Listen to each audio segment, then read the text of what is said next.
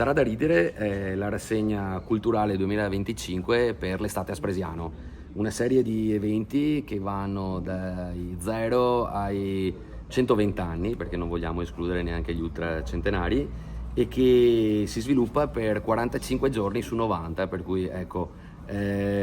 non accetto scuse se non vedo la gente fuori a Spresiano. Abbiamo appunto giornate dedicate ai bambini sia con le letture animate che con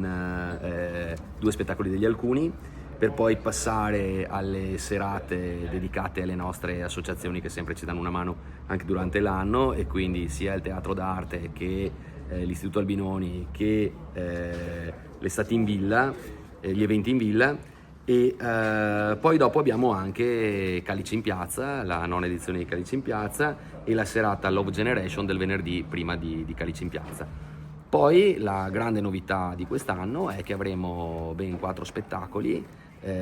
curati da Zelig, e quindi da non perdere, l'ultimo dei quali sarà un potpourri con 5 comici di Zelig e Emma, special guest, e l'intero ricavato di questa serata, che sarà l'11 di settembre, sarà devoluto all'associazione Ogni Giorno per Emma e all'associazione Il Filo di Simo.